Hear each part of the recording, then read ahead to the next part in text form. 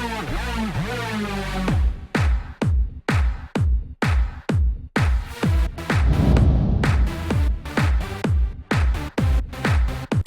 out to everybody out there on White Street. You already know what it is. Salute to everybody. What's going on, y'all? Welcome back to SteveBussaGS. We got another scorecard reaction for y'all, and you already know what it is. Let's get it. Alright, Eva's back up. We just dropped a reaction to Ciroc's Goddess Gang. While we're on the topic of goddesses, I figured this would be a great time to go and jump back into Eva. So she posted this on Twitter, right? And I got tagged in it by a couple people that are like, yo, you gotta peep this, blah, blah, blah. I was like, yo, cool. I'm a sidestep this for now so that I can put it on the channel. You know what I'm saying? I love bringing in new music and shit like that. But if it's somebody that we're used to covering, I want to get as much just airtime and as much focus as we can on the channel. You know what I'm saying? So I thought this was new. Turns out it's actually old. This is from 2019, even though she just reposted it recently.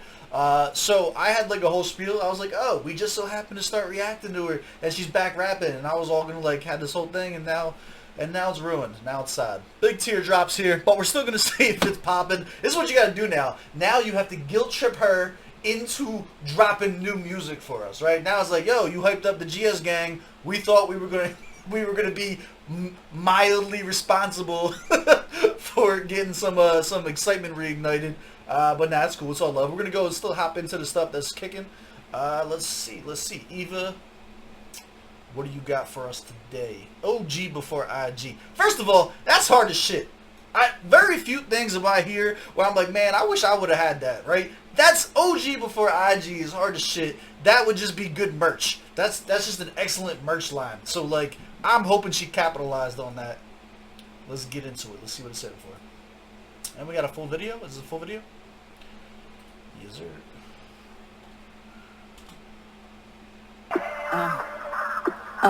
Eva, yeah. OGB4IG. If you not sabi me, my guy, you not too so G. I be boss, I be first lady, I be sure G. No, they see me anyhow, I scarce cause I costly. Firstly, get your... Okay, it does look like she's going to be mixing up some English with some Pidgin English on this. So if there's anything that's super dope that I miss out on because of language barriers, please go ahead and translate those bars down for me down in the comments below. I want to bring this back though. This bar is interesting. This is a really good stratagem here. Let's look at this. Eva, yeah. OGB4IG. If you not sabi me, my guy, you not too so G. I be boss, I be first lady, I be sure G. No, they see me anyhow, I scarce cause I costly. She said I'm scarce because I'm costly. I see a lot of people, like part of the whole reason of me joking in the beginning about getting new stuff from her is because after we reacted to her, I did get a lot of feedback of people saying like, hey, we want more, we want more, we want more. She hasn't dropped in a while. She's definitely focused on other facets of her life, like her just business, other avenues of income and shit like that. When you get a line like this that says, I'm scarce because I'm costly, right? What is that doing? That is automatically adding value to whatever it is she does next. So, for instance, if she goes to do a collaboration with insert your favorite artist here, right? And she's already put the idea out that her coming into the rap scene costs too much. That's why you don't see a lot of her, because she charges too much so the venues and shit like that can't afford her. That's the idea, that's the illusion that we're given here, right? So, when you see the next artist that is collabing with her, it automatically is adding to their image saying they were able to foot the bill for this type of a collaboration. I think it's an excellent marketing angle. The line in and of itself is simple but effective. I like it a lot. Let's go, let's go. And like I said, it puts her in a position to do some really dope collabs with artists that she may be interested in.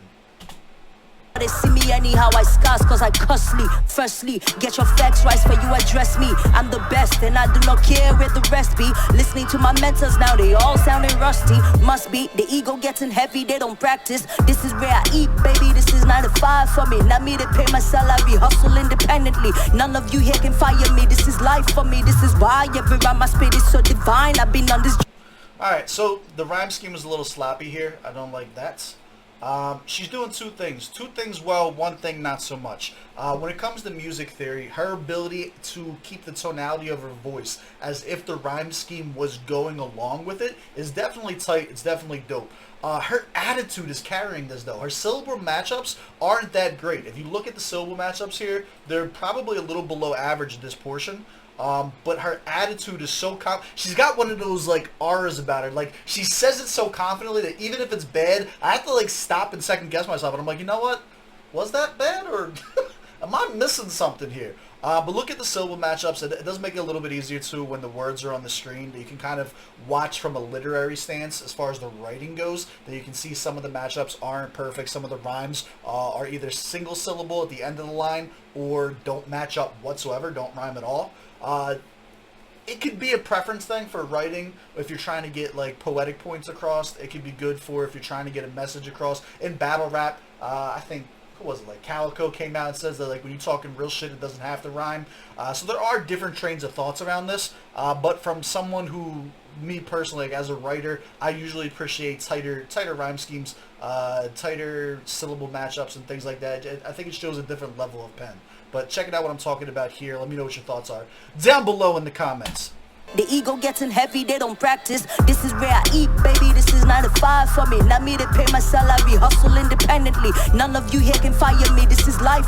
See, like this whole scene right here, this entire stanza that gets taken out is pretty much, from a lyrical standpoint, is a complete miss for me. For me, this is why every rhyme my spirit is so divine. I've been on this journey for so long, since 2009. Homie, you can hide from me, watch me rise like a phoenix. And this time, I'm gonna take what's mine, letting luck this slide, coming for the...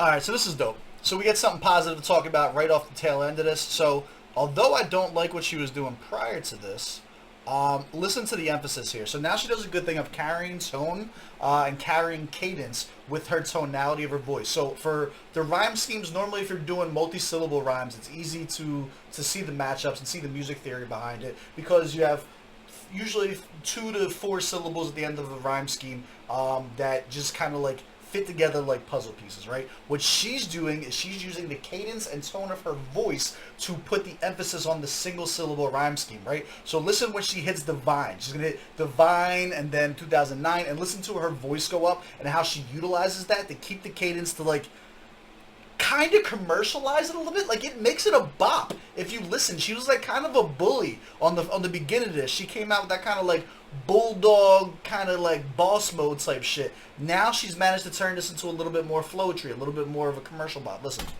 My spirit is so divine. I've been on this journey for so long, since 2009. Homie, you can hide from me, watch me rise like a phoenix. And this time, I'm gonna take what's mine, letting luck this slide, coming for the pie, coming back to multiply. Woo! Yo. So like none of those rhymes were multi-syllable, but because of what she was doing with her voice, it still made it dope in its own unique way. I liked it. I think it adds a lot of value as far as replayability on the track goes. Because a lot of times if you're only focused on the multi-syllables, you tend to get monotone. I talk about Royce the 5'9" having that effect all the time with like super intricate writing to the point that it loses that kind of bopability, replayability to it. She did a really good job with that. I like that. It was a good bounce back. Pie, coming back to multiply. Woo! Yo, OGB4IG, no apologies. Your favorite rapper's my protege. They've been waiting on my records, they need updates. Put me on rotate, I turn on their minds and their prostates. Watch out, my head they touch, I'm not too hello. Now look my sweet face, they say I'm mellow, I not be gentle fellow. If I change I'm for you, my guy, not black and yellow. So just stay your side, judge, maintain your level. You be apprentice, my guy, you self sit down, you still learn walk. No, they disturb us, you never start, don't they pump us. You need more practice, G, your whole collection. Now my warm up, not be your fault, let me give you time, may you play catch up. OGB4IG, follow me for IG. I they disseminate energy, never run out of fuel. My guy, now God they charge me. Powered by the higher power till my cup run it over. Do not need to get high to be high, I'm better sober. Check the hierarchy, none of this rap as high as me. Even though they I like that. Not only she's got the boss bitch stuff down, and she knows that she's influential. You know she's a businesswoman. You know that she's successful. But then to also be pairing accomplishments with positive messages, like don't need to get high to be high, I'm better sober. This is completely preferential. This is less to do about dissecting it, more just like like that's the type of stuff I want my kids to listen to. You know what I'm saying? Like I talk about this with Ciroc, who we just did a reaction to too. She does this a lot. I like the positiveness of it. You know what I'm saying? Like we talk about like if you're brought up in a hip hop household, you're raising a hip hop household. At what point in time do you want your children to start listening to hip hop music? What are the lyrics that you're going to like shield them from? What are you okay with exposing them to? So when you have people that are influential, that are dope, and still pushing positive messages, to me that just adds like a layer of dopeness that you really like. You hope replicates. You know what I'm saying? Like, unfortunately, a lot of stuff that replicates is damaging to the culture, whereas stuff like this, I don't know. Again, this is all preferential. This is all, like, my own personal bias opinion. I like hearing that shit. As much as I enjoy the toxicness and shit like that, don't get me wrong. We hop on a toxic track and go off. I'm not necessarily introducing my kid to that stuff, so you gotta think about the demographic and shit like that. I like this.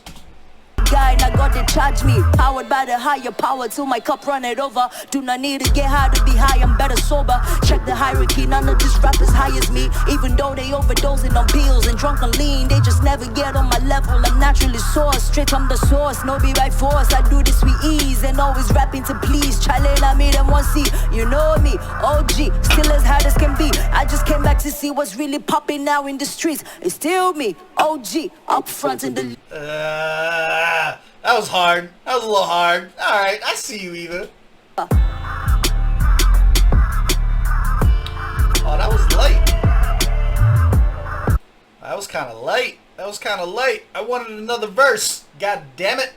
Alright, leave your comments below. What are the next ones that you want to see from Eva? I did say that I would hop on this one and put this one out this week, but there's still a lot more to dive into. So, let's break this down real quick. This is a quick verse, it felt like.